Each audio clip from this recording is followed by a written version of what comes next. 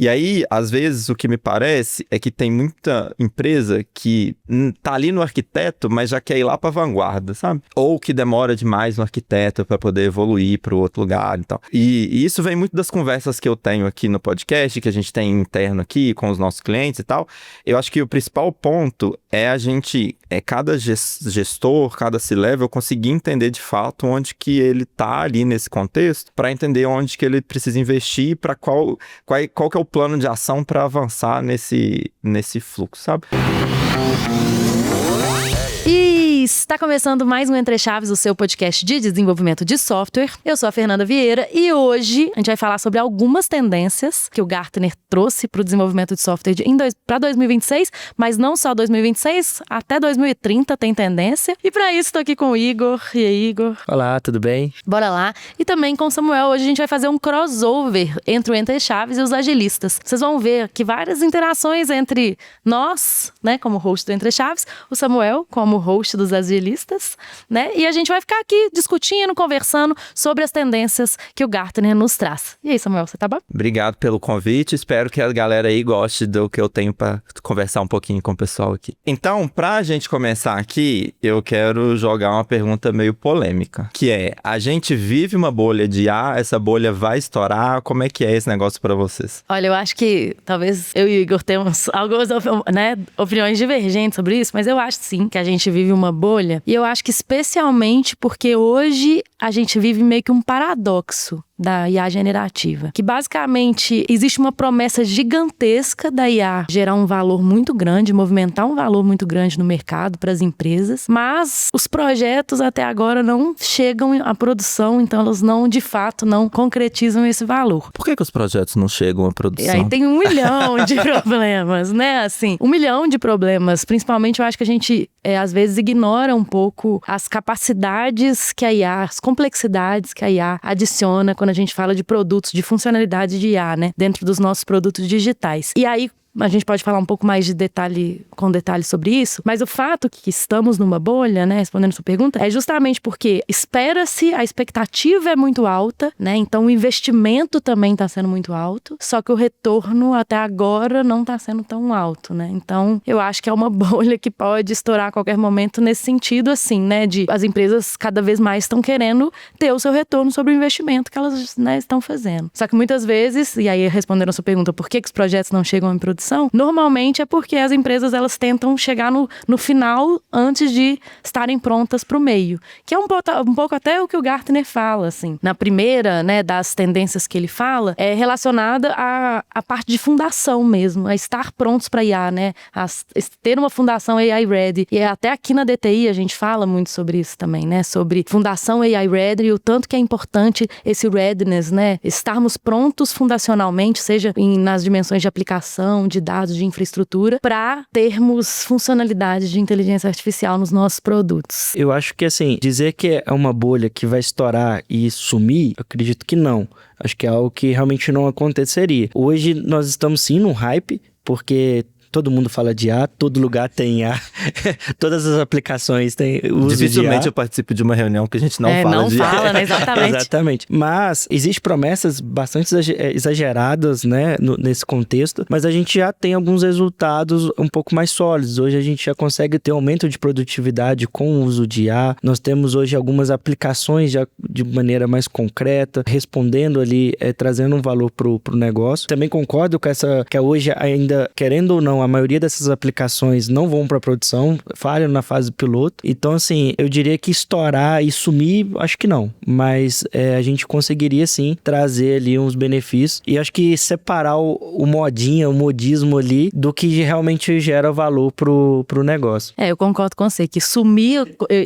100% eu concordo que isso não vai acontecer, principalmente porque, pensando que hype é aquele negócio, tipo assim, que a gente coloca também uma expectativa muito grande e ela não se concretiza nem um pouco, né? Eu concordo com você que na parte de aceleração, e a gente fala muito sobre isso no Entre Chaves, assim, já se concretizou, né? Já é realidade. Hoje em dia, quase que a gente não tem, assim, os times têm utilizado muito como acelerador e isso é um ganho que já é tangível de alguma Com forma, certeza. né? Então, eu acho que isso realmente a gente não vai ter uma volta nisso, não. Inclusive, eu acho que, aí até entrando no próximo ponto, que é essa questão dos tamanhos dos times e do papel do desenvolvedor agora com as ferramentas de IA, o que a previsão lá, que eles falam de que os times vão ficar menores, justamente porque a IA, ela vai estar ali ajudando o time a aumentar a produtividade, então você consegue trabalhar com times menores. A gente fala muito sobre isso aqui internamente, os nossos clientes têm cobrado a gente também muito sobre isso, mas eu queria entender como que vocês enxergam um pouco disso na prática, principalmente porque a gente tem falado muito do papel do desenvolvedor júnior nesse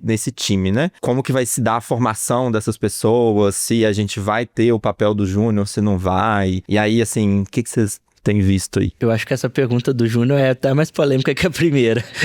Bom, o que eu acho é que realmente os times, eles estão se tornando menores. Acaba que o conhecimento, a capacidade do time, ele está sendo descentralizado nesses poucos membros que acabam entregando mais usando os aceleradores de IA. Então faz com que esse time ele esteja mais próximo do negócio, ele esteja respondendo ali talvez de um outro viés, lado de business, de geração de valor, do que de fato, tô no meu mundinho fechado aqui, codando e tô entregando só tarefas. E até pegando esse gancho é a questão do júnior também. Então eu acho que assim, hoje o júnior ele não vai entregar um CRUD simples e de maneira repetitiva ao longo das sprints, ao longo de sua jornada. O que vai acontecer é, esse júnior ele vai começar a entrar no mercado, aprendendo um pouco mais sobre arquitetura, sobre design patterns, sobre uso de engenharia de prompt, coisas que na hora que ele for pegar no dia a dia, está auxiliando ele a revisar, a entender como que o seu copiloto, que na verdade seria um agente de IA, está desenvolvendo aquele código repetitivo. Então vai se tornar algo assim, de uma maneira que ele não vai ser substituído, mas ele vai estar gerando valor de outra forma, tanto captando ali conhecimento do negócio e também orquestrando essas ferramentas. E eu digo até que assim, tem um papel importante que é o sênior. O sênior de hoje, ele precisa educar esse júnior, vai precisar mostrar um pouco mais pela questão de o júnior entender o que está por trás da IA. O que foi o fundamento. A Fernandinha puxou ali na resposta dela sobre os fundamentos. Eu acho que isso vai ser o papel do sênior, tá apoiando ali o júnior e ele de fato não será substituído como a gente vem pregando. Eu concordo com o que o Igor falou. Aqui na IDI eu até faço um ignition para pessoas que estão começando, né? Júniores, estagiários. E essa pergunta sempre surge assim, né? E agora? Como que eu vou aprender? Como que, né, eu vou continuar sabendo programar? Como é que é isso? E eu concordo 100% com o que o Igor falou, no sentido de que eu acho que as habilidades dos júniores estão mudando, né? Então, enquanto em algum momento ele precisava saber muito a sintaxe do código, como de fato programar e certas coisas, agora eu acho que existem outras habilidades que ele pode treinar, que são habilidades de revisão, de arquitetura, de planejamento, que também são habilidades importantíssimas, que talvez se a gente pensar numa carreira tradicional, ele viria a aprender um pouco mais pra frente na carreira dele, né? Então, é como se a gente estivesse trazendo algumas coisas para serem aprendidas mais cedo mesmo. Mas como que esse cara vai continuar aprendendo a programar? E é difícil porque a gente está vivendo esse momento de transição, então a pessoa ela ainda precisa saber de código, né? Por mais que a gente tenha aí as plataformas nativas de IA, como o próprio Gartner chama, a pessoa ainda precisa saber de código. Então, é mesmo complicado, mas eu acredito muito nisso, né? Que o Igor falou, dessas habilidades que são diferentes, mas que, enfim, o sênior tem muito esse papel de ensinar, de garantir que o júnior tá aprendendo e tudo mais. O que não muda muito no fim das contas, né? Muda o que ele vai ensinar, o que a pessoa vai aprender, mas continua tendo... Isso eu até falo nesse ignition, né? Em relação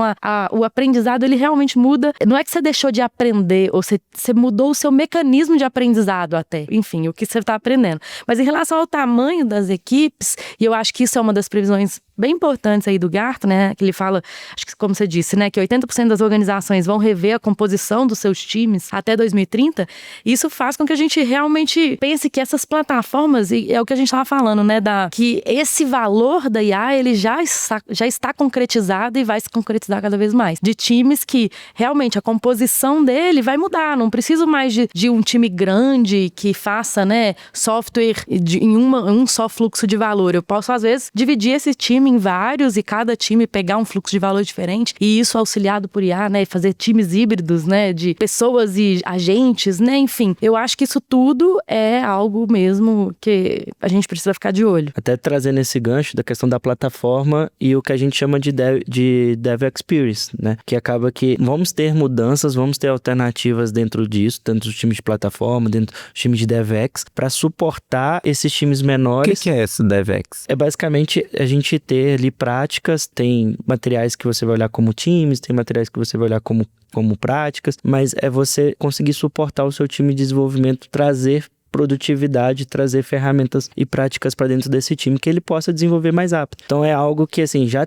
tinha isso antes de IA, e agora com IA eles estão também tendo uma mudança de paradigma ali. Então eu acho que com esses times menores vai acabar tendo que esse apoio desses times, dessas culturas, para que os times menores conseguem entregar mais, também utilizando, além de IA, trazendo essas práticas. Tem um negócio muito legal que eu acho do relatório do Gartner no geral, é que ele posiciona, até voltando um pouquinho na sua pergunta da bolha, se a IA é uma bolha, né? E no final das contas, de todas as nossas respostas, a gente falou que em produtividade já se concretizou, mas talvez em valor de negócio não se concretizou tanto ainda. E eu acho legal um negócio que o Gartner fala aqui, desse relatório de tendências, que ele divide as tendências em 3 grandes grupos. Um que ele chama do arquiteto, que é basicamente assim, as tendências para preparar uma organização a estar pronta para tirar o valor da IA. O segundo, que ele chama de sintetizador, né, que é como orquestrar as diversas tecnologias para de fato tirar o valor mesmo de funcionalidade de IA. E o terceiro, que ele chama de vanguarda, né, vanguardista, que é como que eu escalo a IA com segurança, com governança. E por que eu tô falando isso? Porque eu acho que esse item que a gente acabou de falar, né, que são as plataformas nativas, é o primeiro passo para uma organização começar a inovar com a inteligência artificial, né? É o momento que ela ainda talvez não está olhando para o valor que uma funcionalidade de IA está adicionando, mas ela já está olhando para a eficiência que eu consigo, com inteligência artificial, gerar mais inovação no meu próprio fluxo do meu negócio, né? Então, assim, eu não estou sendo tão disruptiva, né, de gerar novos negócios, gerar novas fontes de renda com IA, mas, ao mesmo tempo, eu estou sendo mais produtivo, o que faz com que eu também tenha a possibilidade de inovar mais, né? Então, acho esse jeito que ele organizou as tendências, eu gostei muito. Enquanto você estava falando, a gente estava conversando aqui antes, eu estava pensando aqui, isso é quase um churrari do que a gente tinha no passado, né? Tipo assim, vamos fazer o básico, agora vamos começar a inventar um pouquinho e agora vamos inovar, né? É exatamente, eu acho que é isso. E aí, enquanto você estava respondendo, 2 coisas que eu fiquei aqui na cabeça. A primeira delas, a gente falou muito das plataformas nativas de IA. O que é a plataforma nativa de IA? Não, são basicamente plataformas que usam de forma nativa, né, que foram criadas com esse intuito para utilizar IA generativa para criar software mais rápido e mais fácil. Isso aí a gente pode colocar várias, né? Como, por exemplo, o próprio Lovable, o próprio Cursor também. É tipo aqueles negócios que a gente tava falando que hoje em dia acho que tá meio em desuso, que é o tal do Vibe Coding. É tipo Vibe Coding, sim. É como...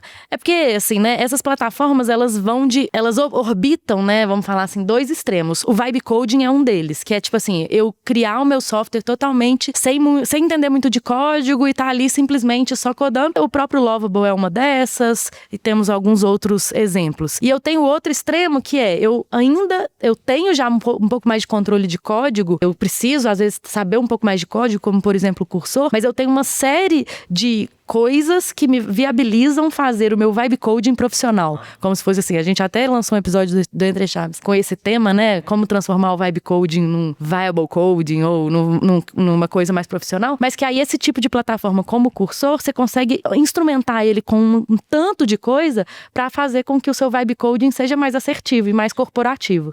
Então eu acho que tem esses 2 extremos e todas essas duas, acredito, né? Tanto o Lovable, que tem um público mais de negócio, né? Mais que não tem tanto background técnico necessariamente, quanto o Cursor, que já é do outro extremo, são plataformas nativas de IA. Aí, entrando um pouquinho nesse tema aí que a gente falou, dessas plataformas nativas, outra coisa que a gente vem falando bastante, e aí eu escuto em várias reuniões, quando eu participo de conversas, às vezes, aqui no episódio mesmo, conversando com alguns dos nossos clientes, a gente tem um entendimento de quando a gente deve usar LLMs genéricas, que estão ali no mercado, que a gente só faz as APIs, conecta e pronto. Ou quando a gente deve ir para um modelo mais próprio, né? Então você pega LLM, mas transforma ele em algo mais treinado para o seu contexto e tal. Segundo uma das previsões que o Gartner traz nesse relatório, é que até 2028, o Gartner prevê que mais da metade dos modelos de Gen AI usados pelas empresas serão específicas do domínio. Para a gente entender um pouquinho, e aí principalmente eu acho que essa pergunta ela é bem importante para a camada mais executiva que escuta a gente, qual que é um trade-off técnico,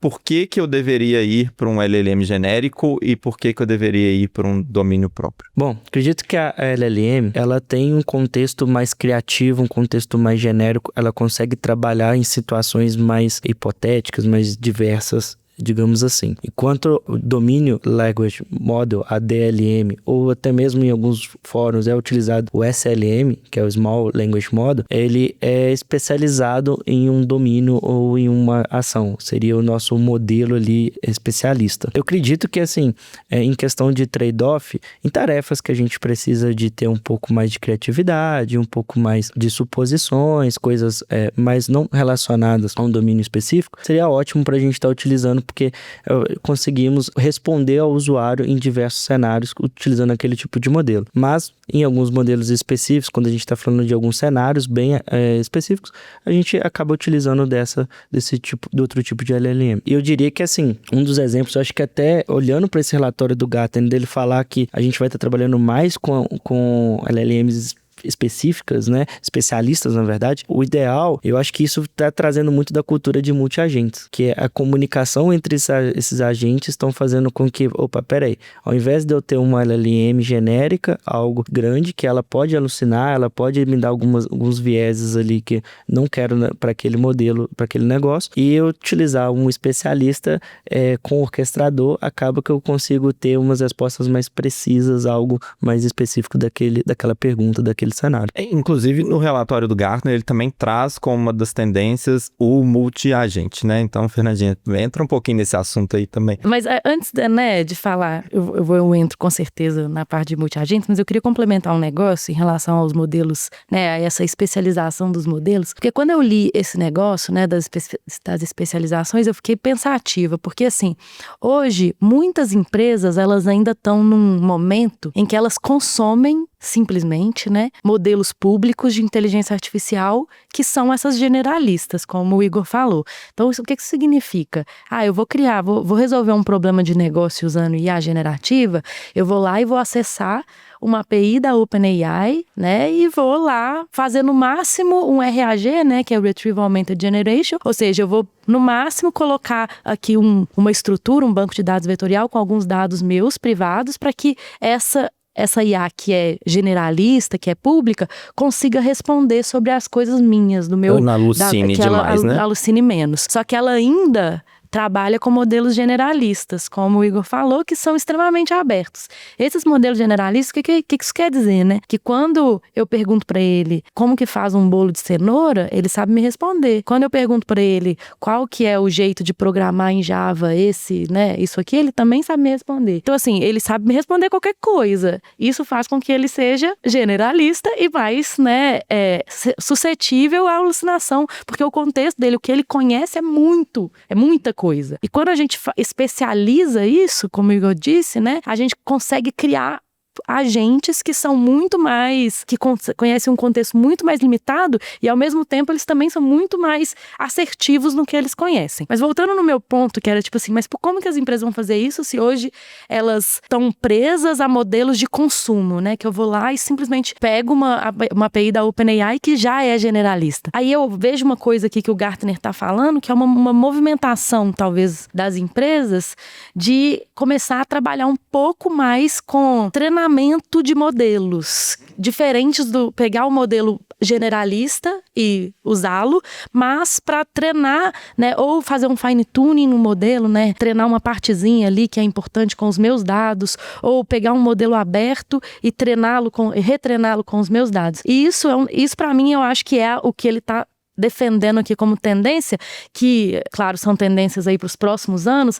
que ainda não vejo com tanta clareza nas empresas atualmente, mas que provavelmente, para que as empresas consigam reduzir custo, ser mais assertivas, reduzir a alucinação e realmente colocar essas IAs em produção com mais segurança, talvez elas tenham que fazer esse movimento. Então, eu achei isso interessante ali, né? E é algo que no relatório ele até comenta bem superficial uma parte, que é a questão da performance, da velocidade. Então, quando a gente está falando ali de modelos mais generalistas, ele demora mais para processar esse dado. Ele tem um contexto maior. Quando a gente está falando de um modelo especialista, ele tende a dar uma resposta mais rápida. E acaba que isso impacta na experiência do usuário. Então, trazer esse tipo de modelo para o usuário nas nossas aplicações é algo que, assim, vou trazer uma experiência melhor para o usuário, vou trazer uma jornada mais fluida para quem estiver utilizando o produto. E entrando no que você perguntou do sistema dos multi-agentes, né, que é outra tendência aí do Gartner, que essa eu acho que a gente já tá meio que vendo, né? A gente fala bastante sobre a gente isso, aqui na DTI fala muito sobre isso, né, dessa mudança aí da arquitetura monolítica, vamos falar assim, para sistemas multi-agentes e agentes extremamente especialistas, que têm funções muito claras. Aí eu acho que é até um processo que a gente viu também com software, né, tipo assim, quando a gente criou, né, sistemas monolíticos de software, e em algum momento foi criado, né, os microserviços que são muito mais especializados e você consegue escalar eles independentemente, resolver, eles têm funções muito claras, você tem pontos, não é um ponto único de falha, com os sistemas multi-agentes é mais ou menos o mesmo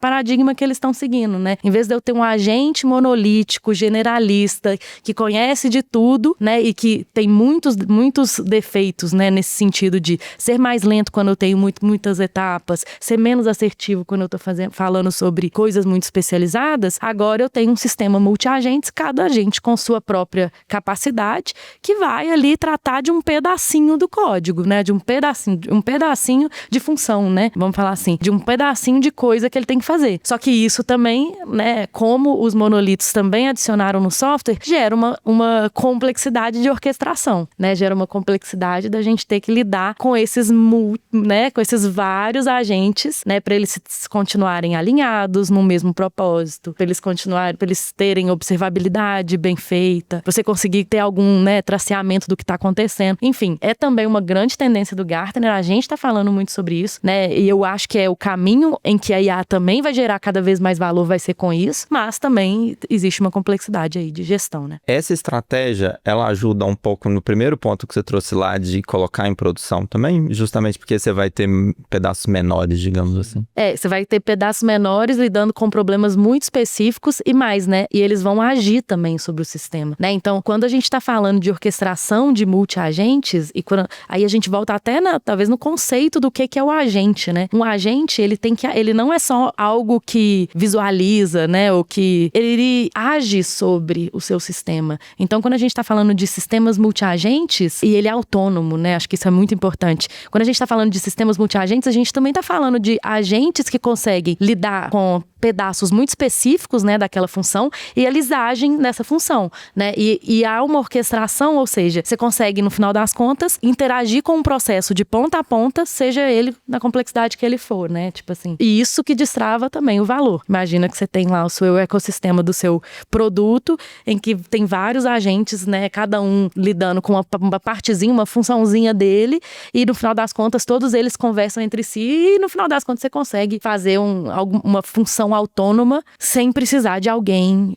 startando um processo ou algo assim, né? Ainda nesse ponto do genérico e do especialista, na visão de vocês, assim, pros C-levels que tem que tomar alguma decisão para um contexto assim, qual que é o viés que vocês colocariam como mais importante nessa decisão? É porque eu penso muito em segurança, mas eu não sei se esse é o principal. Olha, eu acho que segurança é sim, né? Porque cada um, como ele é especialista em uma coisa, ele consegue talvez isolar os dados que ele precisa. Porque eu vou muito, minha cabeça sempre vai muito pra esse lado dos dados, sabe? Mas também custo é outro, né? Assim, um SLM, um agente muito específico, como ele pode ter, né, uma infraestrutura menor, ele pode ter, né, assim, então ele pode ser mais barato, também tem isso. Bom, então resumindo, eu acho que a gente pode falar então que seria algo relacionado à governança, porque eu acho que no final do dia, esse vai ser o nível de maturidade da empresa que estiver utilizando. É necessário ter todo um acompanhamento, tanto a observabilidade, a questão da qualidade dos dados que cada um desses agentes estão trabalhando. E eu acho que isso faz com que as empresas precisam ter um nível maior ali de maturidade quando a gente está falando de governança e uso de IA. Então, eu diria que, assim, nessa utilização, um dos trade-offs, sim, seria essa parte de governança, essa parte de maturidade. Assim, no final das contas, é tudo também redução de risco, né? Assim, redução de erro, né? A gente tá falando, né? Um agente menor, que é muito mais especialista, que tem, né, um conjunto menor de dados, seja de treinamento, ou ele tem muito mais guardrails, ele acaba provavelmente cometendo menos erros também, né? E o erro tem custo, né? Então, o erro traz riscos. Às vezes tem bastante custo. Mas você me deu o gancho perfeito para ir pro próximo, Fernandinha, que é justamente essa questão da empresa focar nessa proteção que eles precisam dos dados deles. E aí, toda vez que a gente tem algum episódio aqui que eu converso com alguém para poder falar sobre IA ou sobre dados, todo mundo cita a parte de segurança ou cita a parte que às vezes a gente chama de governança como tudo. Porque, de fato, é uma das coisas mais importantes, porque você precisa ter uma estratégia ali para garantir que você tenha mais assertividade, para garantir que o que está sendo desenvolvido está seguindo diretrizes de desenvolvimento, de segurança e tudo isso para proteger a empresa de alguma forma. E aí, uma das previsões que o Gartner traz sobre esse contexto de segurança é que até 2028, mais de 50% das empresas vão usar plataformas de segurança de IA para proteger o que eles chamam de seus investimentos, né? Mas aí são os seus produtos, no fim das contas, é o que está sendo desenvolvido. Aqui a gente fala muito de segurança também, né? Inclusive tem um episódio, a gente já gravou um episódio tem um tempo com o Pedro, o Dantas, né? Que é o nosso head de segurança aqui na TI, que ele fala um pouco sobre isso, então podem ir lá escutar, porque é bem legal. Mas hoje, assim, como que vocês têm visto os times de desenvolvimento, eles incorporando essas habilidades de segurança, que a gente chama lá do DevSecOps, dentro dos processos e das metodologias deles de desenvolvimento? Uma das coisas, acho que até aproveitando, eu comentei anteriormente, mas assim, eu gosto de falar, a qualidade do dado é extremamente importante para o cenário que a gente está utilizando IA. Pensa que se um dado, a gente não tiver uma boa qualidade de dados ali e escalar isso com IA, o desastre a gente vai ter um prejuízo enorme, né? Agora já trazendo para o time de desenvolvimento. Eu acredito que a segurança, independente do uso de IA ou não, ela deveria ser lá no início, a gente trabalhar com ela desde o início do desenvolvimento de software. Aqui na DTI mesmo a gente tem até o costume de trabalhar no refinamento, na hora de a gente estar criando nossas histórias, pensar e ter o viés ali e olhar para esse lado, porque não adianta nada eu entregar uma funcionalidade, eu entregar uma tarefa e lá no meu pipeline isso falhar. Lá no meu pipeline ele fala, opa, a gente tem alguma vulnerabilidade, tem alguma falha de segurança aqui. Então eu tenho que chegar para o cliente e fazer todo o processo novamente de estar corrigindo isso. Então acho que com IA também seria da mesma forma, a gente trazer isso para o início do desenvolvimento com as ferramentas. Eu acho que também é um papel importante do desenvolvedor ele não aceitar o código só porque está sendo feito por IA, que eu acho que ter essa análise crítica, ter essa análise que a gente comentou no início do episódio é bastante importante, porque aí, além das ferramentas posteriormente, né, no nosso pipeline, a gente está garantindo já identificar esses possíveis cenários, possíveis vulnerabilidades no início. Aí eu queria até trazer um exemplo que eu acho que é legal, é que nesse viés de segurança, a gente tem até uma das práticas que é você ter o Red Team e o Blue Team. O Red Team, ele tá basicamente, é um time que ele tá com a responsabilidade de atacar os produtos, atacar ali a sua aplicação. O Blue Team, ele pode ou não saber desse tipo de ataque lá do Red, mas ele é o responsável por tratar isso. Então, pensando no cenário, seria tipo o time vermelho, né? Ele tá ali imitando os hackers, né? E o time azul, ele tá protegendo os hackers. Então, são testes que são feitos ali nas aplicações. Com o uso de IA, a gente já tem cenários usando o Red Team como IA, como agente. Então, é algo que, assim, é legal pelo fato que hoje você usando IA generativa, ele pode aumentar o contexto, ele pode ter outros tipos de ataque que o seu time, propriamente dito, não esteja acostumado, não esteja trabalhando. Enquanto isso, o Blue Team já corrigindo essas falhas, identificando esses problemas. Isso é tipo um pen test. Exatamente. Eu acho que um negócio muito importante quando a gente fala de segurança, principalmente com IA, a gente não pode ignorar como que produtos com funcionalidade de IA, eles adicionam capacidades diferentes de produtos de software tradicionais, né? Então, existem uma nova gama de ataques possíveis de serem feitos quando a gente coloca a IA lá no nosso produto, né? E vamos falar assim, da forma mais simples, né? Se eu coloco um chatbot no meu produto, que é uma das formas mais simples aí de IA generativa, né? Em produtos hoje, digitais, eu abro uma porta para diversos ataques que antes não eram possíveis quando a gente fala de software tradicional. E, claro, essas práticas que o Igor falou, que são extremamente importantes, de levar, né, a segurança para a esquerda, né, dar o shift left na segurança, começar, né, a se preocupar com ela no refinamento e todas as práticas aí do DevSecOps, né, de instrumentar o nosso pipeline com ferramentas de segurança, tudo isso é extremamente importante. Mas também eu queria só reforçar aqui que a gente não pode ignorar que produtos de IA, eles têm uma natureza um pouco diferente.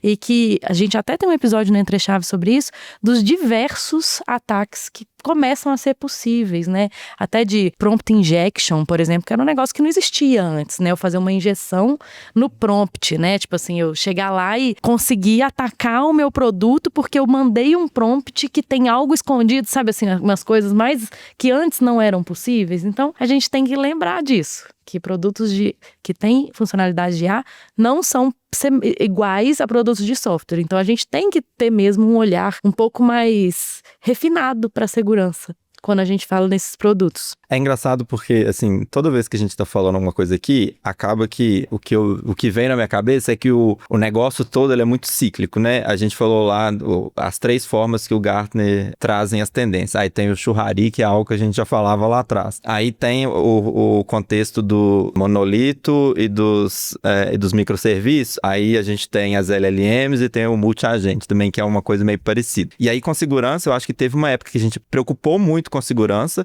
que a gente entendeu que segurança era uma coisa muito importante, e aí agora com IA a gente vê tipo assim, temos que focar em segurança de novo, porque isso abre novos caminhos para ter ataques, igual você falou, né? Então assim, tudo fica muito cíclico, assim, sabe? Exatamente. Isso é a nossa vida, né, do software. Pois a gente vive mesmo. A gente vive vários ciclos de tecnologia e tudo meio que vai se copiando de alguma forma, né? Mas tem uma outra coisa de segurança que eu acho que foi bem interessante que eles trouxeram aqui no Gartner como tendência também, que eles chamaram de cibersegurança preemptiva, que é um negócio assim, que também é diferente até então, né, do que a gente já viu, e essa é mais, não é aplicada só a produtos que têm funcionalidade de IA, mas ele é aplicado a qualquer produto digital atualmente. Que basicamente o que ele fala, né, que, bom, até então, como que a gente lida com segurança de software, né? A gente normalmente trata de forma reativa ou protetiva, como se fosse assim, eu ou reajo a um ataque, o ataque acontece, eu bloqueio, eu alerto, eu vou lá e, né, de alguma forma, sei lá, desligo o servidor. Isso aí eu tô sendo reativo a um ataque que aconteceu. O outro jeito é o protetivo, que é tipo assim, eu protejo a minha infraestrutura para que o ataque não aconteça. Aí ele traz essa outra tendência, que é o da cibersegurança preemptiva, que é de eu conseguir utilizar IA, tipo uma coisa que o Igor tava falando como dos Red Teams, né, de eu atacar com IA, né, mas basicamente de eu criar formas de agir sobre a minha ameaça antes dela acontecer, né, tipo assim, de eu criar cenários, criar formas de atacar o meu software com IA sem que essa ameaça seja real, como se fosse assim. E isso faz com que a gente consiga não só prever que um ataque, imagina assim, né, colocando isso para a realidade.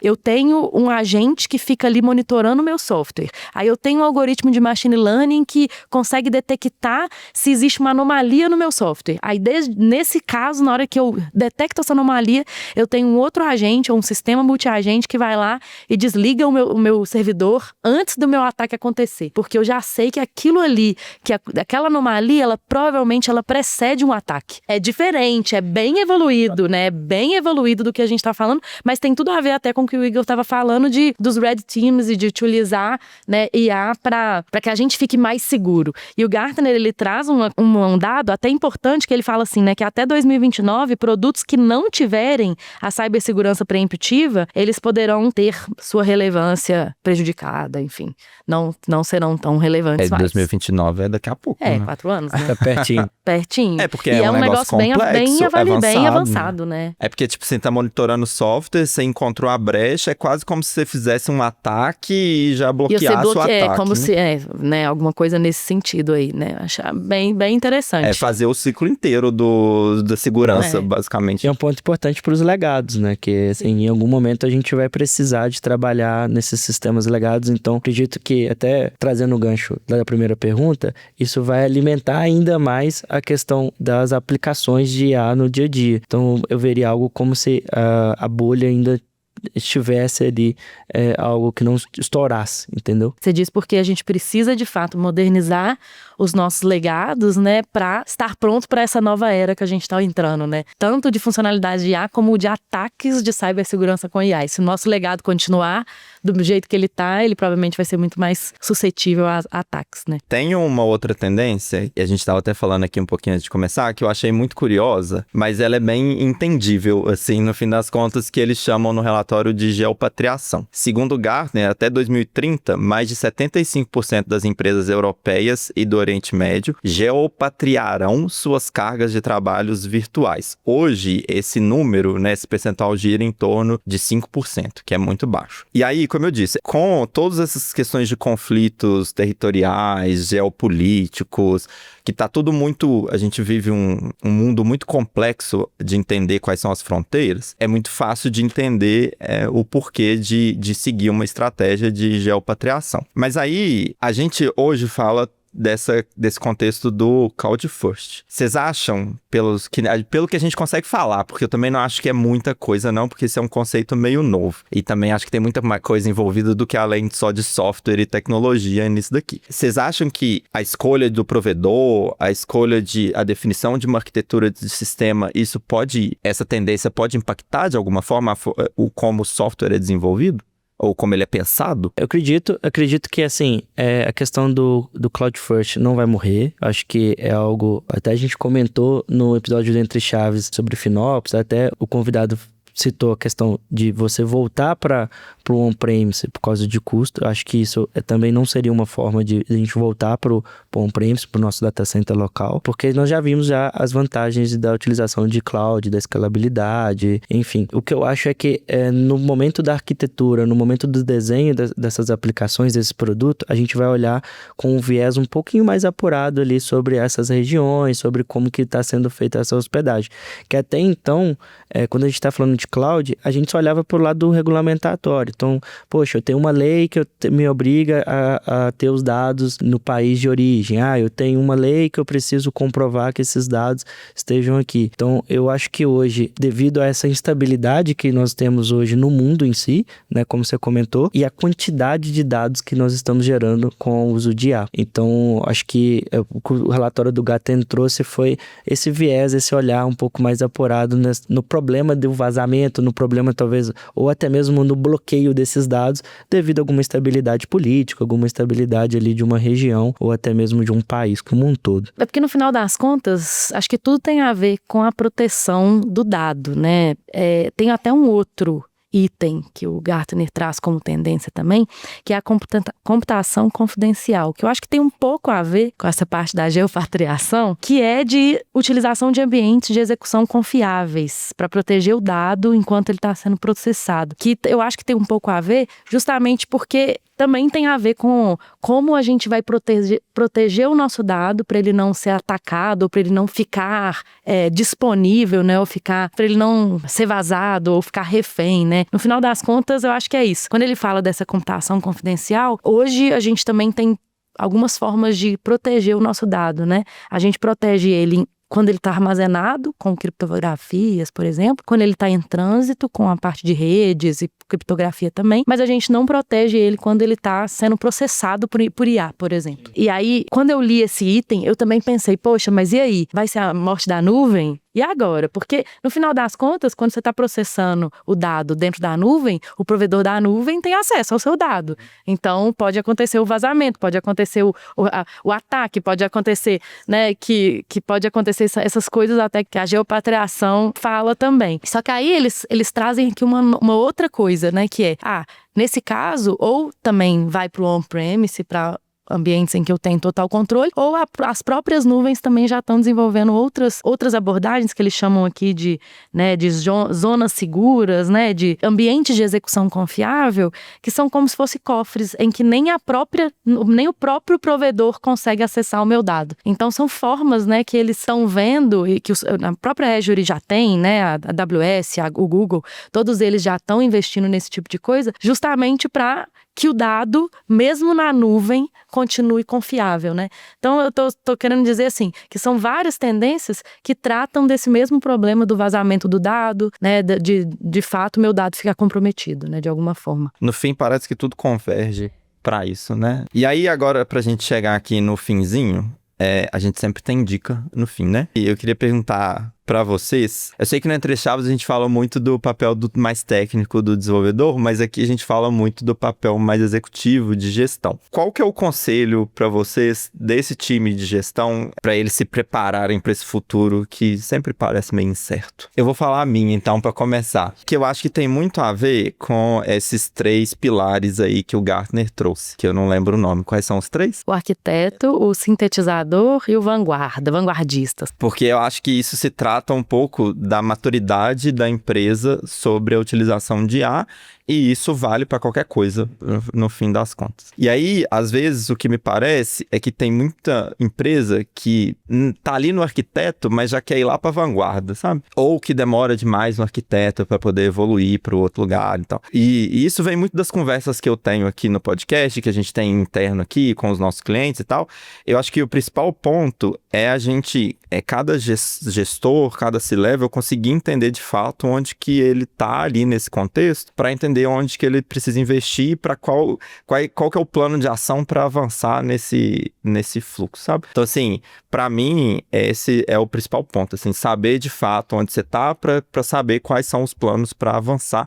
E se de fato, às vezes, você vai avançar, às vezes você não vai ficar ali no arquiteto, e para o seu contexto, estar no arquiteto já é muito positivo, você já vai conseguir extrair muito valor para o negócio e para a tecnologia também, sabe? Eu concordo com você, né? Que quando ele fala, né, desses 3 tipos ou desses 3 arquétipos, né, ou enfim, no final das contas ele está justamente dividindo onde estamos, como você falou, da maturidade, né? Então, empresas que ainda, elas precisam primeiro se preocupar com a fundação, e aí ele fala de plataformas nativas, ele fala desse negócio de ambientes confidenciais, ele fala de plataformas nativas, ele fala de supercomputação, que a gente não mencionou aqui, mas também vale super a pena ler, né? Ele fala da computação confidencial, que no final das contas são práticas para que a empresa construa a sua fundação bem feita, né? E quando ele fala do sintetista ali, né, o sintetizador, ou enfim, aí ele está falando de como gerar valor de fato com inteligência artificial, e aí ele fala dos sistemas multiagentes, ele fala, né, dos modelos de linguagem específicos, ele fala de IA física, que foi outro também que a gente não mencionou aqui, mas são formas da gente gerar valor com inteligência artificial.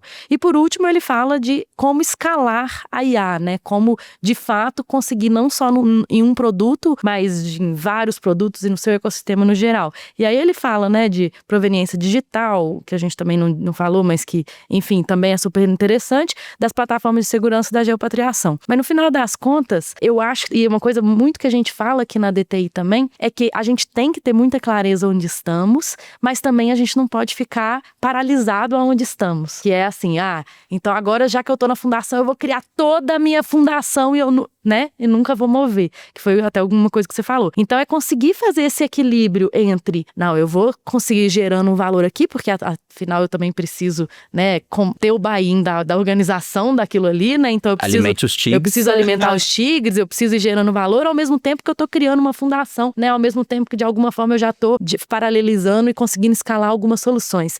Então, acho que tem tudo isso, né, para a camada executiva ficar sempre de olho. E uma coisa também, uma última coisa, que o Gartner fala, quase que, né, acho que em todas as tendências que ele fala, e ele fala cada hora de um jeito, mas que no final das contas, posso resumir aqui, escolha um lugar piloto para a tendência que você quer testar, escolha um lugar piloto, né, identifique, monitore, treine as pessoas e vai escalando aos poucos. Transformação digital, né? Ou seja, né, nada muito novo sob o sol, né? É o ciclo lá, né? Faça o ciclo com o que você acha que deveria priorizar, né, de de todas essas tendências e vá testando, vá, né, criando as condições, né, vá treinando. E por aí vai. E acho que além desse material do Gartner, que acho que esse relatório foi bem interessante, né? Citou bastante itens, inclusive alguns a gente nem conseguiu falar um pouco mais sobre aqui. Eu também acho que seria um bom indicativo seria o AI State Report, que eu acho que é onde que vai citar as tendências também de mercado, além de ter esses exemplos de maturidade, de ter o que o mercado tem convergido. Eu acho que isso é também bastante importante para saber como que os concorrentes, como os outros,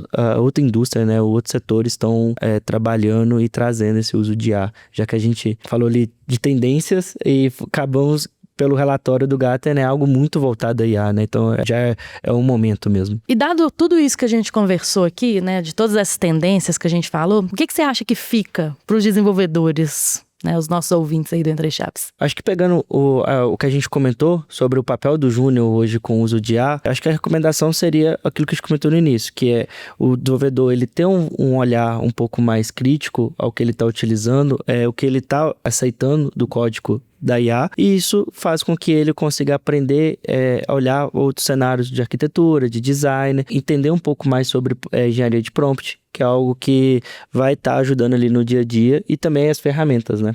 Outra coisa que também você até mencionou no episódio é a parte do DevSecOps, né? Que eu acho que é legal de falar, que é de ficar também por dentro das práticas de segurança, né? Colocar a segurança, né? Fazer o shift left na segurança para colocá-la no refinamento de software, né? Enfim, ter todo esse domínio também das práticas de segurança, né? Outra coisa que eu pensei é que a gente até tem um episódio aqui no Entre Chaves sobre o papel, né, do agente, ou levar o agente como persona. Eu acho que tem uma parte aqui que é muito importante para o desenvolvedor, é de estudar mais também sobre esses agentes que o Gartner traz, porque afinal, não só humanos vão interagir com os nossos softwares daqui para frente, né? Agentes vão passar a interagir com os nossos softwares. E isso traz mudanças, inclusive, de arquitetura para dentro do software, né? Então, exatamente. Isso é bem interessante também. Tem algo a acrescentar? Tenho. Eu tava pensando até em duas coisas aqui. A primeira delas, eu acho que a gente fala muito nas nossas reuniões que às vezes a gente encontra algumas pessoas de perfil técnico, principalmente mais sênior, que ficam muito relutantes em usar a IA. Mas eu acho que não dá mais, assim, pelo que a gente tá vendo, se é bolha, se não é, assim, a gente, né, tá no meio do caminho aí, eu acho que não dá mais pra gente ter, principalmente esse time mais sênior, que ficar muito relutante. Acho que tem que entender que isso já faz parte. Eu acho que tem um resultado de negócio que a IA vai trazer que é muito importante, então a gente tem que estar a par disso para conseguir entregar isso pros nossos clientes, e eu acho que também facilita muito o dia a dia nosso ali com a IA, do desenvolvimento. Eu não sou desenvolvedor, mas o que eu já vi é que facilita bastante, assim, algumas coisas. Claro que eu acho que tem outro lado de conseguir fazer revisões melhores e tal, e aí que eu acho que entra em outra coisa que é, toda vez que a gente tem uma disrupção muito grande de mercado, tem alguns papéis que talvez perdem a força, mas também surgem outros papéis que a gente não sabia, sabe? Então eu acho que a gente perde também não olhando para esses papéis novos que podem surgir. Então eu acho que para esse time mais técnico, acho que tem que olhar um pouco com cuidado, assim, o que isso pode fazer com o meu trabalho e como é que eu posso ter outros papéis ali que são importantes para a execução disso também. Porque a IA não vai substituir, e ela veio como acelerador. E o desenvolvedor sênior, ele tem que ser a base do desenvolvedor júnior e do pleno. Ele tem que estar ali suportando de fato. Bom, gente, então é isso. Eu gostei muito do episódio, como adoro esses crossovers que acontecem entre os agilistas e o Entre Chaves. E é isso aí, até a próxima. Tchau, tchau.